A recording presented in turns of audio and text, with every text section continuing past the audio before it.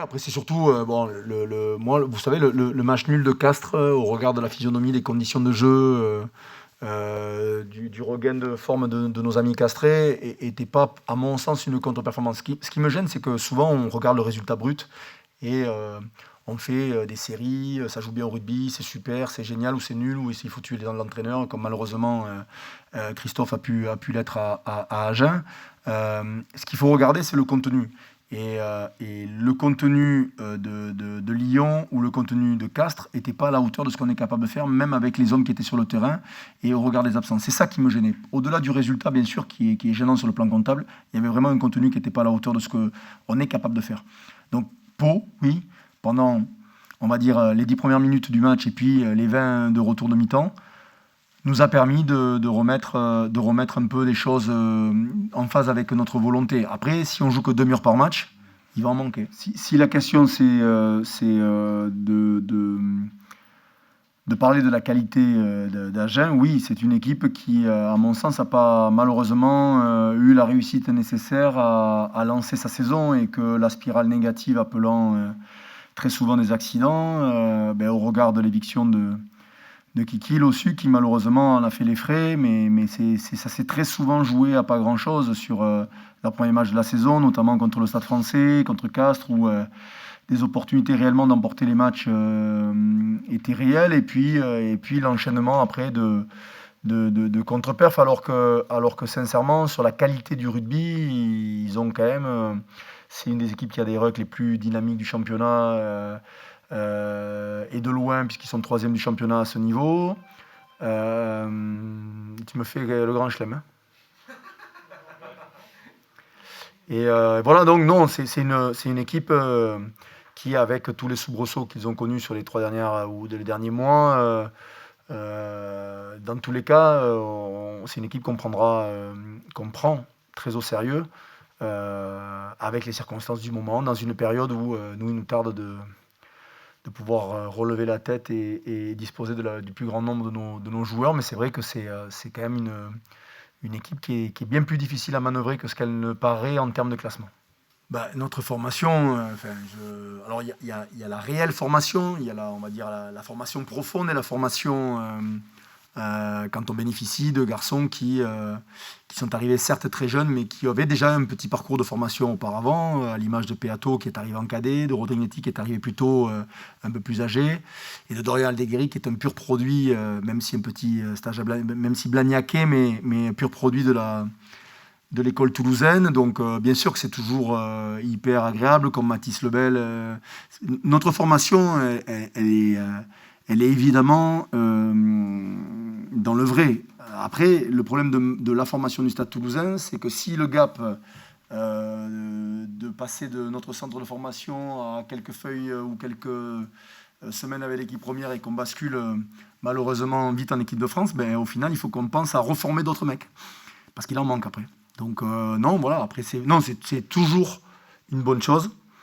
Après, je pense que de manière un peu conjoncturelle aussi, c'est des sélections qui, pour certains, arrivent peut-être un peu tôt, mais c'est aussi lié à cette compétition qui est venue se greffer, alors que peut-être qu'elle n'avait pas forcément été prévue. Donc voilà, c'est peut-être aussi, on va dire, la conjoncture qui permet des néo-internationaux, même si, en tout cas, le travail effectué par Rodrigue, Matisse et les autres, mais c'est un peu les néo-internationaux, est quand même remarquable depuis quelques saisons, et notamment depuis 1 an et demi, donc il mérite de se retrouver là-bas.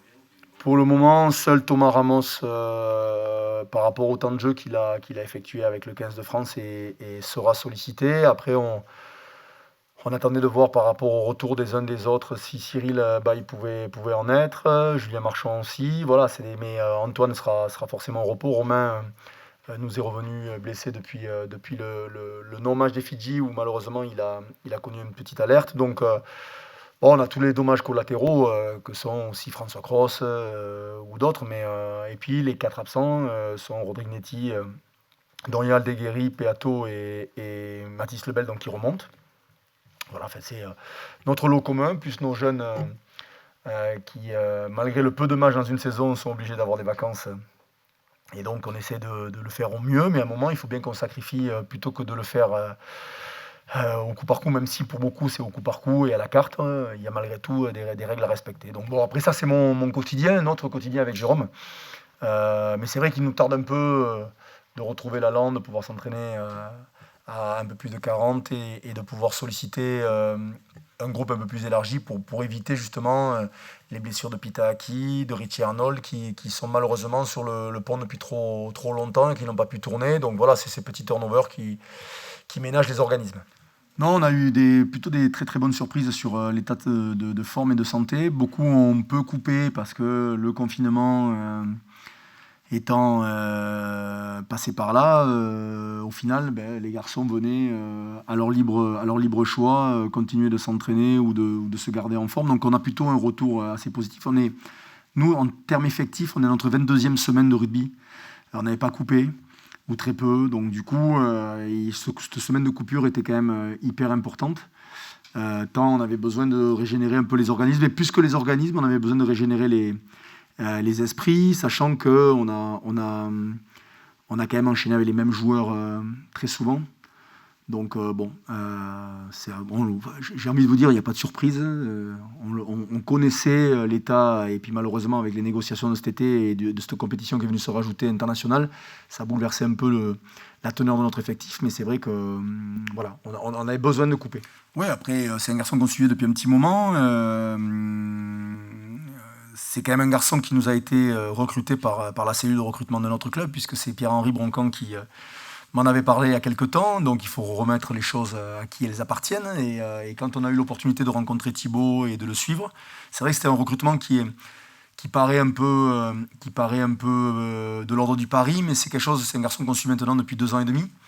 Donc on avait quand même un recul nécessaire et peut-être un petit temps d'avance sur les autres, ce qui nous a permis d'enrôler Thibaut. Après, Thibaut continue pour le coup à être dans sa formation, parce que c'était un joueur qui est arrivé tardivement à ce niveau-là, donc on n'est pas pressé. N'attendez pas non plus de Thibaut que vous allez avoir en conférence beaucoup, parce que c'est son premier match au Stade Toulousain, même si ces derniers temps, les secondes lignes qui ont été exposées, et en plus particulièrement contre Agen, que ce soit Richie Arnold, Manim et Afou, nous ont donné plutôt satisfaction. Donc s'il pouvait garder cette dynamique-là, ça serait bien pour lui. Pour l'instant, oui. Puis les blessures des frères Arnold nous ont pas forcément arrangé, ont créé peut-être un turnover un peu moins.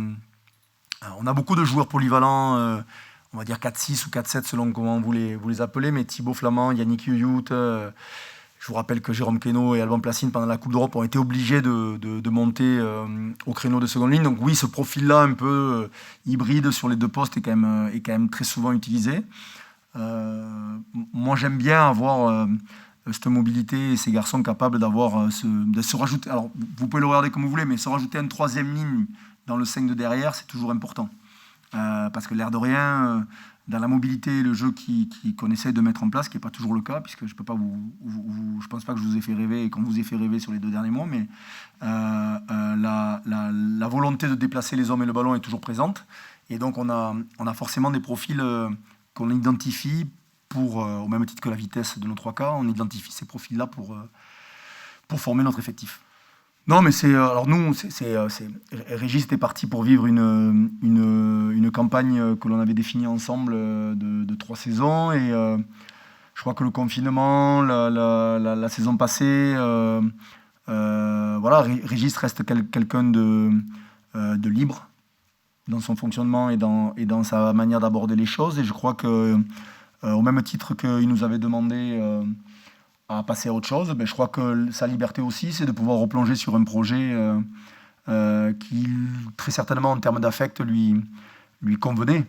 Voilà, donc moi, je ne peux pas juger, parce que je n'ai pas tous les éléments, si ce n'est que je trouve toujours très bien que ce genre de personnage, mais pas que Régis, mais en règle générale, puisse mettre en place le rugby qui est un rugby plutôt intéressant. Donc oui, c'est bien pour Agen, c'est bien pour Régis, même si moi j'ai quand même une petite pensée pour Christophe Lossu, qui me semble avoir fait malgré tout du bon boulot sur le recrutement, sur l'équipe qu'il était en train de constituer, et que malheureusement, comme je vous l'ai dit en préambule, il n'a pas eu trop la réussite pour le mettre en place. Parce qu'au même titre que Régis, que d'autres qui peuvent être amenés à bosser ou moins bosser, Christophe Lossu est un excellent entraîneur pour l'avoir côtoyé aussi un temps à Brive. Je crois que vous l'avez commenté. Nous, à l'intérieur du staff, il se passe beaucoup de choses. Donc, euh, vous savez, il y a eu le départ de Régis l'an dernier, mais il y a eu le départ de William l'année d'avant. Donc, c'est un staff qui, malheureusement, se reconstitue un peu trop souvent à mon goût. Mais par des choses que malheureusement on n'a pas contrôlé ou souhaité réellement. C'est-à-dire que souvent avec Jérôme et Didier, on essaye d'établir des plans et des planifications à long terme et Régis, au bout de 2 ans, ne se retrouvait pas dans son rythme qui était celui du Stade Toulousain. Donc voilà, il avait peut-être besoin de souffler. Après, atypique, vous savez, il y a plein de personnes qui le sont. Aujourd'hui, j'ai un Jean Bouillou qui est tout aussi atypique que Régis Son. Donc on a des personnes et des profils totalement différents. Reste à savoir que quand ça fonctionne, on trouve tout le monde hyper d'à propos et intéressant et génial. Et puis quand ça fonctionne un peu moins, on a tendance à chercher la petite bête. Ce qui est vrai, c'est qu'on avait trouvé un équilibre avec Régis William et notamment nos entraîneurs espoirs qui étaient à l'époque Jean, Jean, Laurent et Clément. On avait trouvé un équilibre dans notre mode de fonctionnement qu'on est en train de retrouver, qu'on a eu du mal à retrouver l'an dernier parce que William avait laissé un gros vide. Pas parce que Virgile ne le comble pas, mais parce qu'on avait du mal dans le lien à retrouver cette cohésion de staff qui rejaillit forcément sur les joueurs. Je fais partie des entraîneurs, ou en tout cas des pseudo-managers, parce que manager, je fais pas des colloques derrière. Donc du coup, je voudrais juste que mon staff ait la capacité à donner la pleine mesure de ce qu'il est capable en termes d'expérience, de compétences. Donc du coup, on essaie de retravailler sur tout ça. Il faut retrouver sa place. Chacun, et c'est pas simple parce que et aujourd'hui, je sens de nouveau un staff qui est en train de s'équilibrer. Et c'est vrai que ce petit déséquilibre lié au départ de William et puis de Régis, ben, il faut le combler. Et c'est vrai que l'année du titre, je crois qu'on avait trouvé cette bonne balance entre. Et puis bon, et on avait la réussite ou la baraka comme parfois hein, aussi. Et donc ça fait partie aussi du jeu. Mais on essaie. Moi, je fais pas partie des gens qui. Enfin, j'essaie de ne pas raisonner en remplacement. C'est-à-dire que si tu veux recréer du William ou recréer du Régis, malheureusement, tu vas trop passer de temps à attendre des réflexes ou des modes de fonctionnement qui ne sont pas en phase avec la réalité. Donc ce que je veux, c'est qu'un Clément Poitronneau, un Jean Bouillou, un Laurent Thuéry, un Virgile Lacombe ou un Ibizondag fonctionnent comme ils sont, avec leur personnalité, leur savoir, leurs compétences, leurs doutes, leurs faiblesses, parce qu'on est tous comme ça. Et donc on essaye, nous, et Jérôme peut en attester, c'est vrai que parfois ça fusionne, parfois on se trompe, mais le staff est quelque chose d'important en termes d'énergie.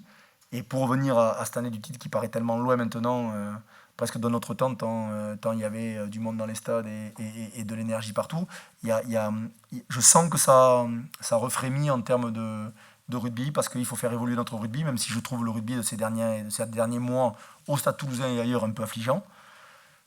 Mais j'espère qu'on va retrouver ce talent, pas forcément qu'offensif, mais ce talent et cet enthousiasme et cette énergie qui fait que tu fasses basculer les rencontres du bon côté. Non, moi je trouve juste le niveau de jeu affligeant. Vraiment partout. Je regarde les matchs internationaux, je regarde nos matchs. Je trouve le rugby dans une période où on en est à mettre le focus pendant j'ai l'impression que tous les médias étaient sur regarder maintenant qui va chambrer. Vous ne croyez pas qu'on a autre chose à parler que de chambrage. On a passé notre temps à organiser des petits trains pour foutre des grandes chandelles dans le milieu du terrain. Bon, honnêtement, je ne me reconnais pas dans ce rugby-là. Il existe, il gagne. On nous prouve par la statistique que ça peut gagner. Mais je le fais, hein. Je ne me dédouane pas totalement de ce milieu-là. Hein. Je fais partie des acteurs qui doivent amener autre chose. Mais moi, le rugby de ces derniers mois-là me fait un peu chier. Ouais. Donc j'espère qu'on va faire partie. On l'avait fait justement pour revenir à il y a 200-300 ans. Même sur le début de saison que l'on réalise, sur l'enthousiasme et la qualité des prestations que l'on a pu faire. Mais il faut garder ce niveau d'exigence au quotidien chez nous et ça demande beaucoup d'énergie et puis ça demande de prendre des risques, ça demande de prendre des initiatives, ça demande d'accepter que des garçons passent à côté ou que certains mettent du temps à rentrer dans le dispositif du Stade Toulousain. On n'a pas que des Antoine Dulpon et Chassin Colby, donc il faut aussi que tout le monde prenne la mesure des choses et puis qu'on évolue. Mais c'est vrai que ce rugby-là, aujourd'hui, un peu trop stratégique, un peu trop, puis en termes de rythme et tout, me pèse un peu. Donc j'espère qu'on aura la possibilité de mettre du rythme et de l'énergie. Et c'est pas que du jeu à la baballe, hein, c'est un peu le tout. Ouais, et c'est ça qui est terrible. C'est que souvent, la nature humaine te ramène à pas prendre de risques ou à pas prendre d'initiative parce que tu as tendance à vouloir te sécuriser. Et c'est malheureusement ce que l'on a fait pendant 3 semaines, malgré qu'on ait essayé de tenir un discours. Mais peut-être que dans notre manière d'être, on tenait peut-être un discours qui n'était pas en phase avec ce qu'on leur demandait réellement. Je crois que oui, il y a une énergie nécessaire. Et puis je parle souvent, je ne viens pas souvent devant vous, mais je parle souvent d'identité collective et de capacité à avoir une mémoire collective. Et ça, malheureusement, il faut travailler, il faut bosser avec les mecs, il faut vivre du temps ensemble. Et ce temps collectif qu'on a retrouvé au début de saison, parce qu'on avait passé 2 mois et demi à se préparer, parce qu'on a bossé ensemble, sur les premières performances, on a vu en tout cas une identité qui se rapproche de ce qu'on veut mettre en place. Quand c'est beaucoup chamboulé, forcément, il faut retravailler. Et je crois que malheureusement, on est tombé dans le panneau du minimalisme. Et qu'il faut être plutôt dans la capacité à continuer d'aborder les choses avec les qualités qui sont les nôtres.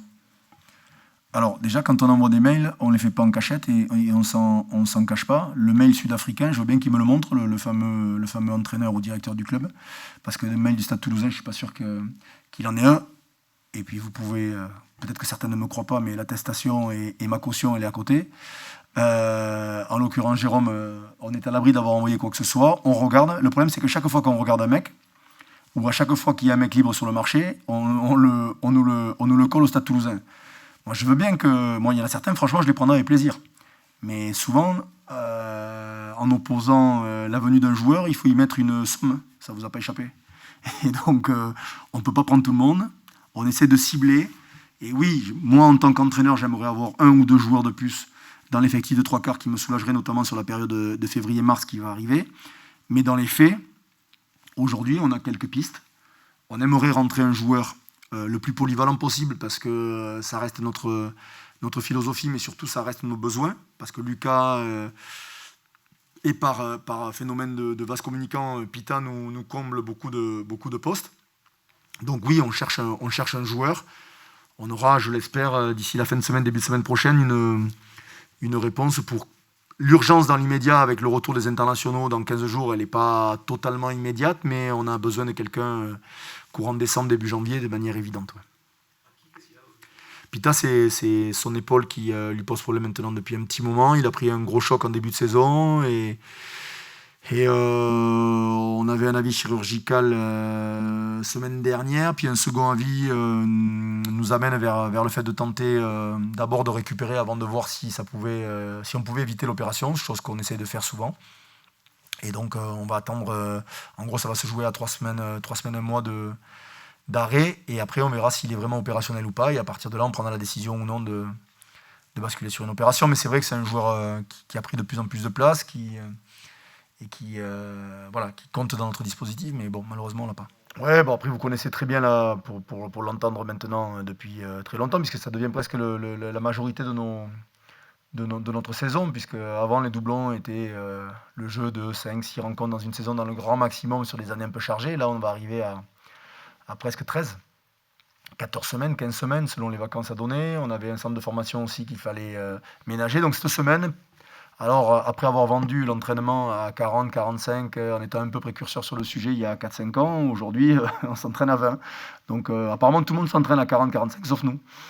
Par le biais malheureusement des absences, des blessures, beaucoup, nombreuses, qui quand même nous préoccupent, et des sélectionnés.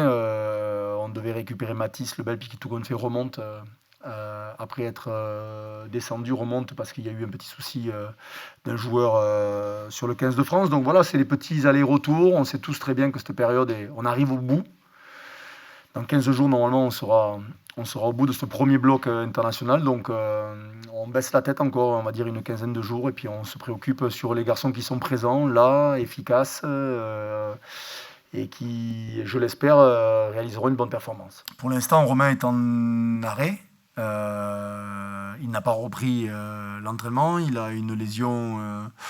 qui malheureusement n'était pas très grave, mais qui malheureusement nous empêche de l'utiliser, ne serait-ce que sur le match d'Agen. Je ne vous cache pas que que j'aurais bien aimé le compter sur notre feuille de match aujourd'hui, samedi, pardon. Donc non, j'ai aucune assurance et à la limite, vu que le deal est de disposer de nos joueurs dès l'instant qu'ils ont réalisé leurs 3 feuilles de match, il n'y a aucun arrangement ni aucune assurance. Reste à savoir contre qui se jouera ce match-là pour ce qui est des Bleus. Nous, on sait où on va à Bayonne. Il n'est pas loin. On est à 6 semaines. On attaquera la 7e la semaine prochaine, ce qui est le gage de récupération quasi totale. Malheureusement, vous avez vu Mathis dans les tribunes, mais il repart. Donc il y a des chances que Chestin soit sollicité ce week-end. Jérôme, ça va se jouer. Là, j'ai quand même un gros contingent de blessures qui devrait se jouer entre 15 jours et 3 semaines, un mois, en passant de Jérôme Queneau par Clément Castex, en passant par les frères Arnold, j'en oublie, mais par des jeunes aussi. Oui, on devrait avoir un gros contingent qui devrait rentrer sous une quinzaine, entre 15 jours et 3 semaines. Donc voilà, on attend, parce que c'est vrai qu'on n'a pas été trop épargné. Mais bon, c'est la vie, c'est comme ça.